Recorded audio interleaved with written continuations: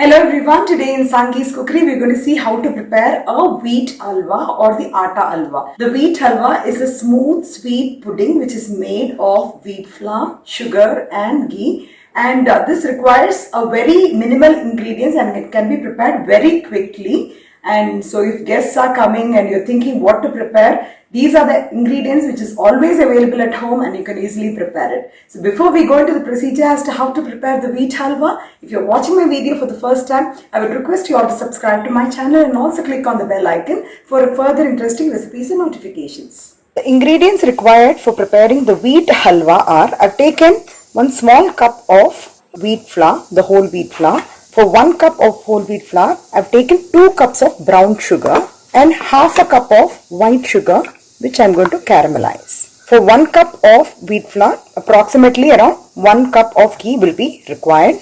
2 tablespoons of cashews required for frying. 1/4 teaspoon of cardamom powder and a pinch of salt to enhance the sweetness.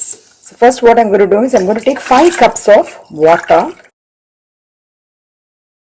I'll be adding the sugar, the brown sugar, and I'm going to slightly heat it up. It is not for any consistency. We are going to add the hot water. So that is why we're just going to slightly heat it up. So first I'm adding ghee. So we'll be adding 1/4 cup right now and we'll be frying the wheat flour. So frying the wheat flour in ghee actually adds flavor. That's the reason I'm frying it in ghee. So I'm also going to add the melted brown sugar, nicely mixing the fried wheat flour, and then we can cook it in the medium flame. If you add 5 cups of water, then the wheat flour gets cooked well. A few people even add 3 cups of water, that is 1:3, but my personal experience is adding 5 cups, the wheat flour gets cooked nicely. We're going to cook the wheat flour on a medium flame. Just make sure that there are no lumps which are formed. So keep stirring this until the mixture gets thick. Now we're going to add some more ghee. I use the Country Delight ghee and it gives you a very good flavor. About 2 to 3 tablespoons of ghee, and we're going to fry the cashews first. Once the cashews are turning into brown color, we're just going to remove this and keep this aside. And in the same ghee, I'm going to caramelize the sugar.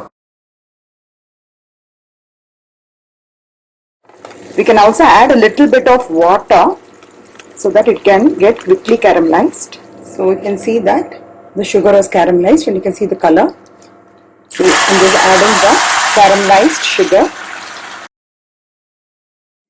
This is basically for the color of the halwa. We are adding the caramelized sugar.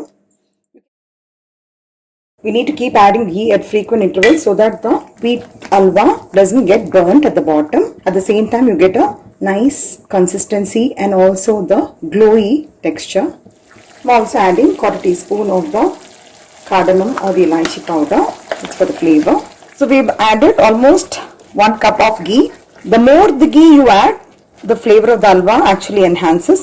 So once it starts leaving from the sides, if you move it, you can actually see the bottom of the pan. So I would suggest if you are a beginner, try it with the non-stick pan and try it at a very small quantity. Take the smallest cup size in your house. I've also added a pinch of salt to enhance the flavor of the halwa. So finally, we're going to switch off the gas because it's come to the desirable consistency. Because after some time it will become even more thick, but this is the correct halwa consistency. If you can see, just like a thick idli batter. So finally I'm just going to garnish with this the fried cashew nuts. The camera it shows it is as though it is very light, but actually when I'm seeing it out of the camera, it is nice dark color. So that will be a nice consistency of the wheat halwa. This is the easier version of the wheat halwa. Otherwise, normally what is the procedure is they used to take the whole wheat itself, not the flour, and they used to soak it and take the extract of the milk, and that's how they normally do it. But this is the easier version and they really taste yum. So I hope you'll all try out this wheat halwa recipe, and if you like it, please share it with your friends and relatives. Have a great day.